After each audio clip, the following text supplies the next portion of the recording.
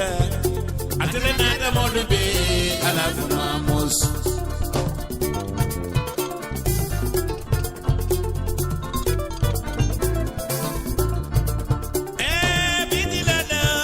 Mamos media. Walenata Modube, Alafu Mamos. Television on the radio, La Carola. You let the Jetabi.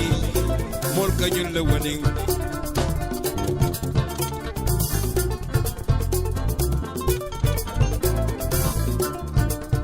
Multimedia, Africa, and in diaspora. Atalanta Modube, Alafu Mamos. Mamos Media. Multimedia, Africa, one in diaspora. One another Modube, Alafu Mamos.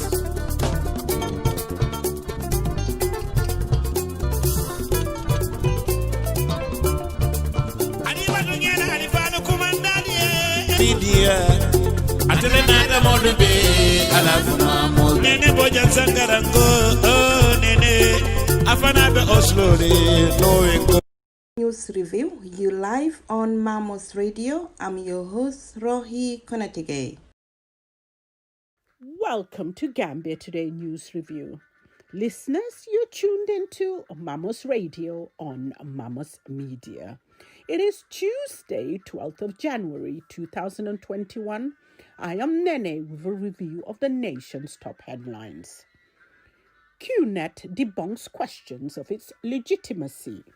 Following the widespread social media outbursts on the legality and legitimacy of QNet Company, the Network of Finance and Tax Committee, NFTC, on Sunday organized a day-long media engagement to clear the public misconceptions. Speaking at the event, the chairperson of NFTC, Abdullahi Nyoke, said the objective of the committee was to show that there is a fair play between the business community and the government, and also to educate and sensitize the public on the importance of taxes to the government. Nyoke said the idea of talking to the media came as a result of widespread misinformation circulating all over social media about QNet.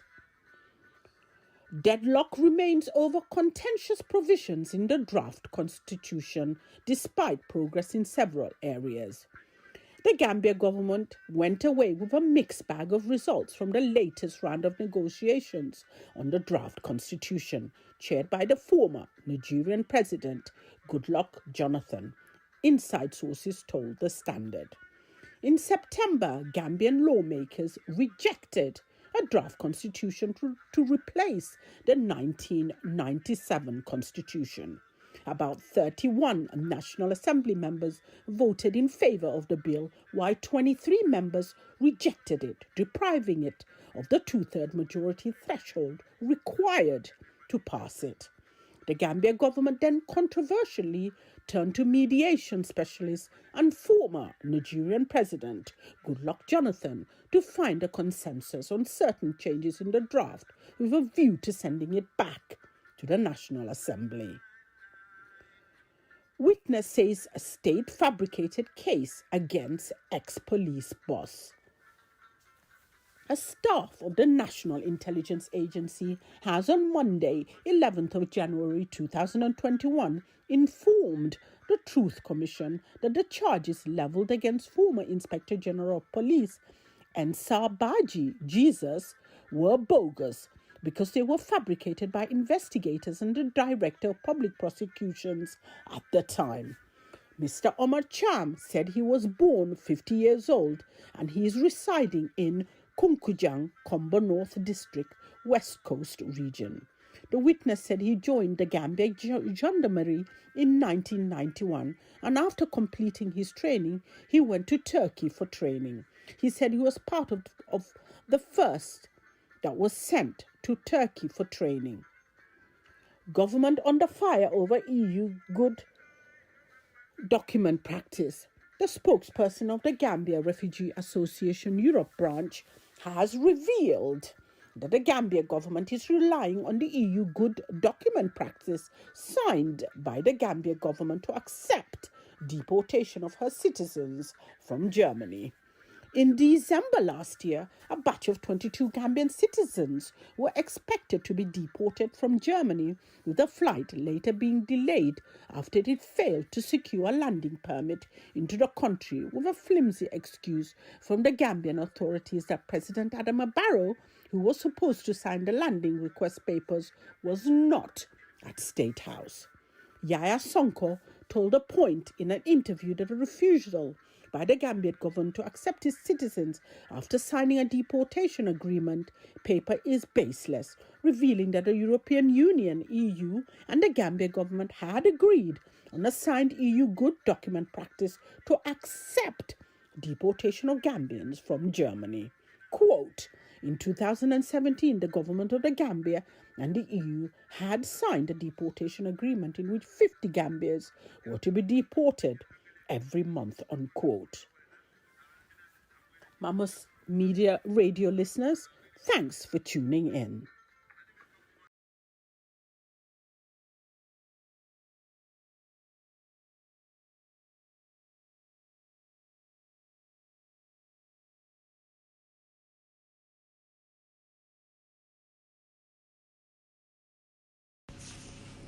Thank you, Nene, for today's news review. Listeners, you live on Mamos Radio. Please stay tuned. We'll be right back.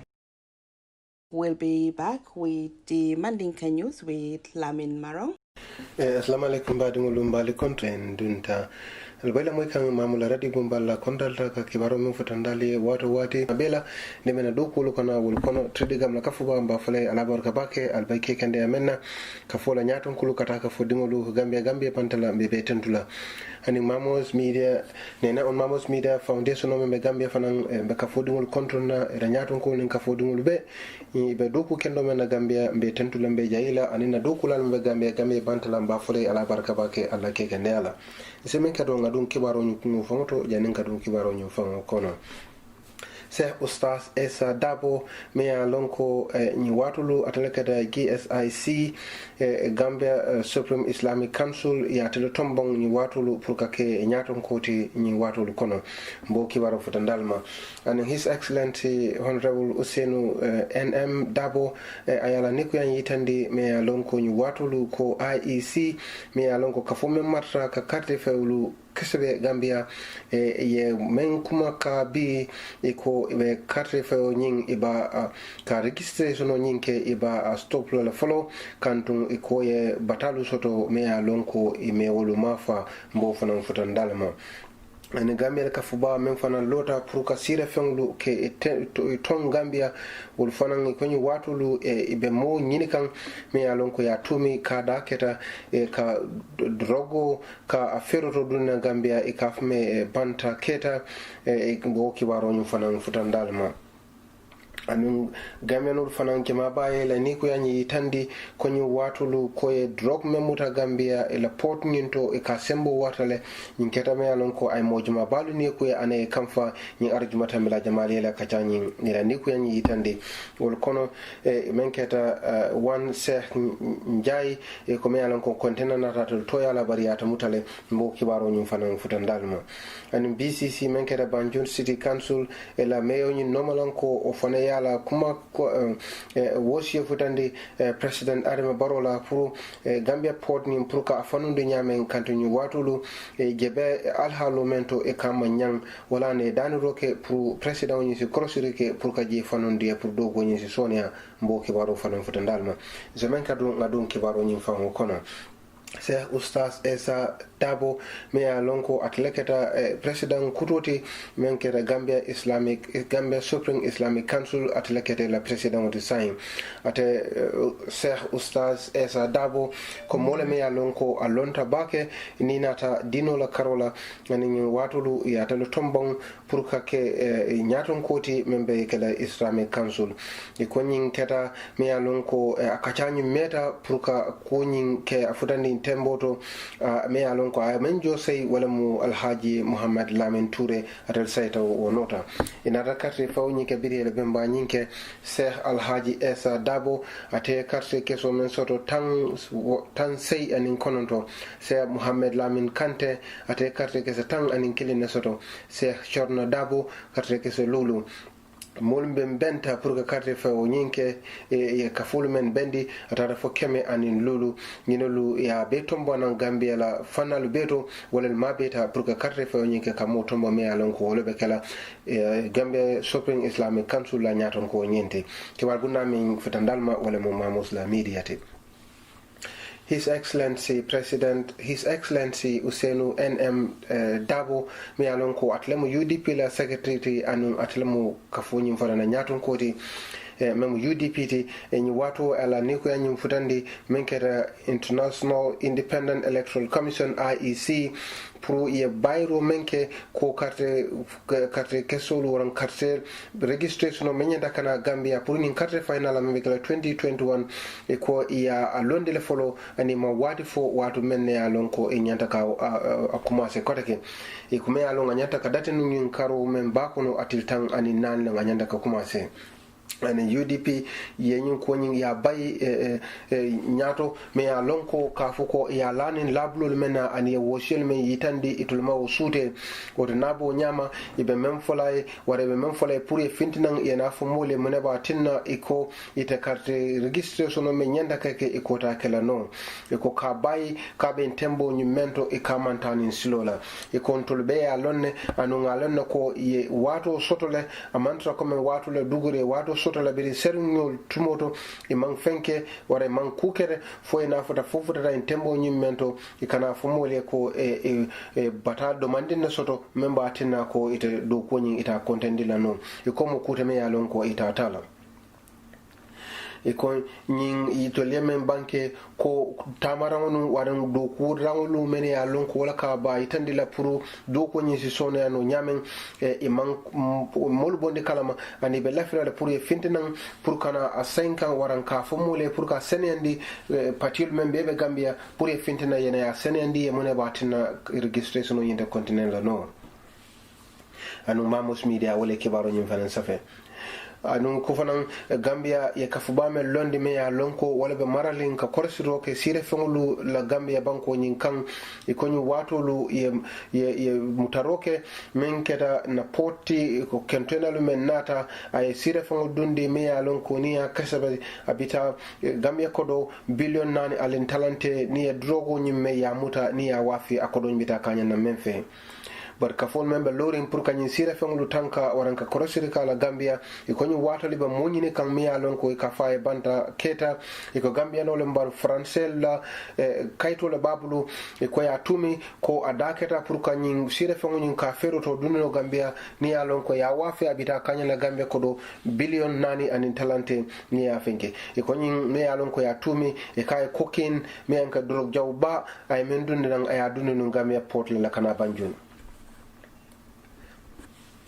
bari ko ñi meya lonko atelamula ne molu jokinyola le diamra ka me PRO Lamin Sedi ba anyi fo ko nyin talata tambila ye kontena muta meya lonko aduntanan kananin portlela andungo kono ye kontena nyin yatra nyin koken nim boldo abe diamu kan Mamos la media nyi telefono to ade Sedi ba anyi banke ako bagolu nyi meya lonko ye muta koken ba kono e ko ya sefejele ko mu me alon ko e nyanda ka ke do ku ramolti company nyanda ka ke do ku ramolti Mamos la kibar bunda wala nyi fanan safe iko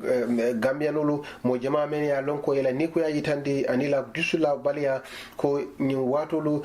ko membe ke kan nina da ko men ni arjuma tambila ko drog men duntanan anu tanu hapo men na war madanya men na am kuteme ya lonko ay jama ba wosi anu momen fane ya lonko e ba noma wara da keta nyi konde men keda ka se njaite e ko ñing container ñing a kono e bag jamale be je me ya lonko olu tak men takata wala mu abita men to yala wala banda ketati me ya lonko sai be in tembo ñi mento e ba ñini kanne pour ka muta bari container men to yala o mu Cheikh Njaitli ko ñu watolu ñi o police olu bulle e ko drug ñi mbiri ya su awe ya sumang atara kanyang ton saba andung ya jibe ko fanan ni ñi wafi ko anyanda ka wafi nyamen ko dole me yalon kabita kanyana billion nani anin talante e ko bago ñin men be ba kontena ñin kono tadal ba ko keme ba ko tan anin sey andun ya be safele ko kolemu me ya lon ko anyanta ka ke dokur la ngoliti anun kontena ñin bagaso ñin men nata abe botnan ka bonan ed ko dole abonta dan wala to e ko ni kontena ñun ye men fo ko bagol men tara jata fo ba ko wuli killing andun yol men be ke ko kollem woti bar wol kono ba ki tan ani sey me ya lon ko o be mu drog lati standard la kibar bunda wala ñin safe BCC ila nyaton ko normalan ko memu Banjul la capitalo nyinto men keda Banjul City Council ifanela wosi yitande President Adama Barrow birabe korsiro la nyi watulu pour ka juben masakunda waran tundolu to yemu makwerla kanin watula afrita Banjul la sporto nyinto iko bari niya juben gebe lanya mento men keda half daiti abe batandi kam bakele kantum poto nyin abe damen a fatale wara doyatale o ko hatinna fengol men nyanda kada poto to e be kata half dialo mafon nyinela iko walatne be tembo mento e be daniro kala pro president Adama Barrow prasi korosiroke pour ka fanandiroke e poto nyina nyamen pour mol membe half dai isaje isila balu sotno ko ya hameno nyamen ata Mr. Toure me a lonko atelemu Banjul City Council la normal ko yinde anu telefona diamuta ila meoni membeje memo Malik Loti a diamoto to yala ni arjuma tambila ko biri meeting nyinke ajo nyinto tumena president o ye mulki pour ka korosiroke nyi dulato kaje e bamu ferel kalaje e ko ni watolo nyin pour ka birin ni watolo ngalone president be tamakan ka futa Gambia fana jamala pour que korsi ka juben banko ni waran mul membe dinkiralu to ye mum makorle lu kanen pour ka je sile manyu nyamen wala futalo ala futo ni poto ni do waran banjun ni kera kuto me ya lonko me yola normal ko fana nate la wosi dañi itandi ko la fra praye de ma pour poto ni prasi fanu do nyamen ki war bunda men safe wala mu point la newspaper de baɗum yinami kiwarote min fotata may temmenna ka fota dalma naɓe tata ko man sollonola ni nga fo ma fo kon sawnta alsaluna haramariya na so dammale mum annal bade ma la numéro dol kay kiyam man sa bafula ni mbara fo nyatonda.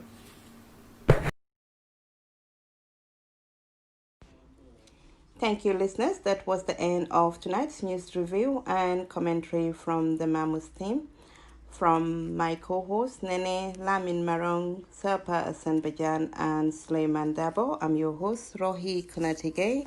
Also, thank you to our news editor, Lamin Sanyang, Mohamed El Boyang, news reporter, and Serpa Asanbajan for some of our news review feature today. Thank you, listeners. Once again, we'll say on that note, good night. We'll be back tomorrow, 8 p.m. GMT. Till then, good night. Bye.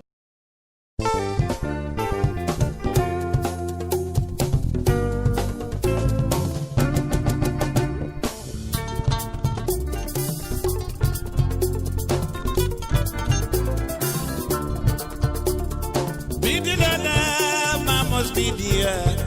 atele nada modo be ala Mamos.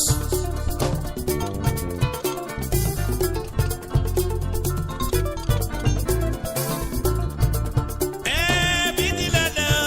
Mamos media, wala nada modo be ala Mamos. Television on the radio la Carola, ñu le daraja tabi, mol ka ñu le winning.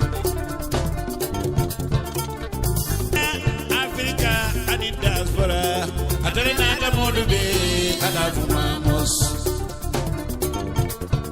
Mamos media. Multimedia Africa winning diaspora. Wala nada modo be